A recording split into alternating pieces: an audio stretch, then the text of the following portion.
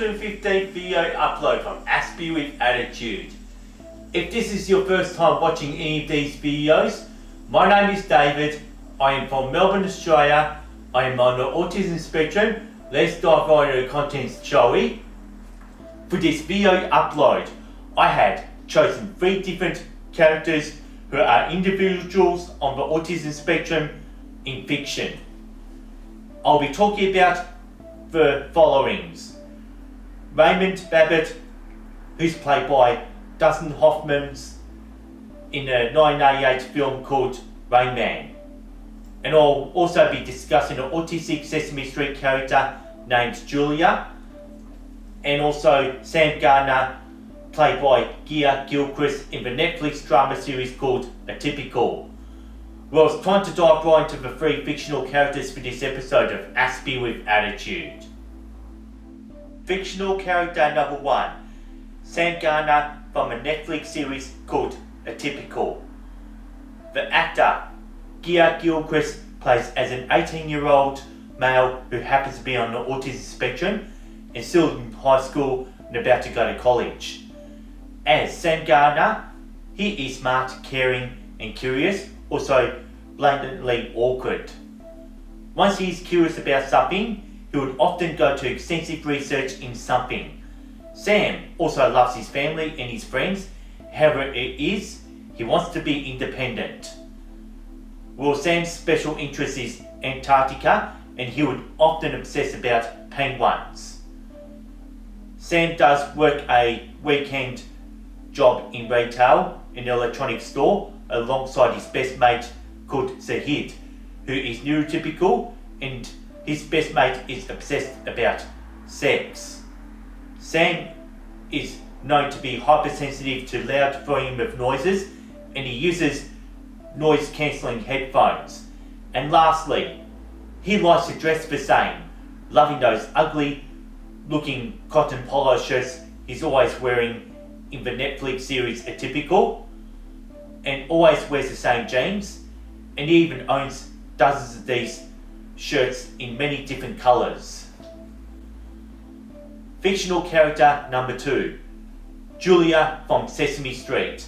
This Sesame Street character was introduced into the show Sesame Street from the 10th of April 2017 as a 4-year-old autistic child. Julia was created by Autistic Self-Advocacy Network to educate young viewers about autism acceptance. From the first appearance on the show, we learn about her sensitivity to touching slimy substances, and that's why Julia didn't like touching paint, since all her peers around her were finger painting. And even in the first appearance on the show, she had a meltdown when emergency sirens nearby were wailing.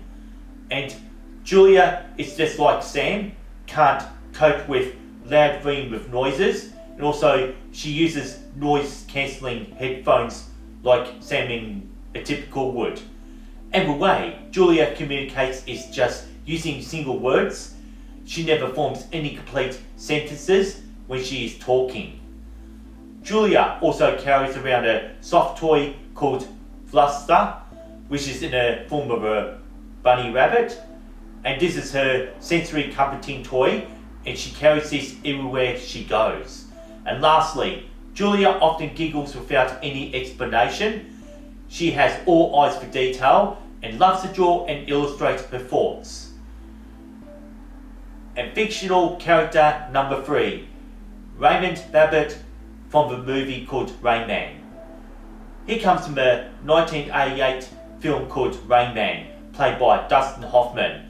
This time, it's a middle-aged male who has a different type of autism, which is Savant syndrome, and that is different from Asperger's syndromes. Well, this character is still smart. He's like a human computer. Raymond's autism allows him to understand calculations and sequences, and it's shown in the film how successful he was gambling in blackjack on his visit to a Las Vegas casino. Other characteristics that Raymond has is hypersensitivity to flying, since he only likes to fly with Qantas due to their air safety records. being one of the few airlines that haven't yet had a fatal aviation accident. It was back in episode 92, I did mention about his obsession with underpants in the film, and also in the course of this film, he displays a trait of echolalia. That will be it for now.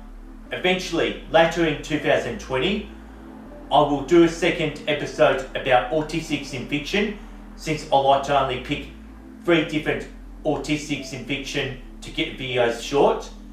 And once you subscribe, you can then use the notification bell to keep up to date with Aspie attitude.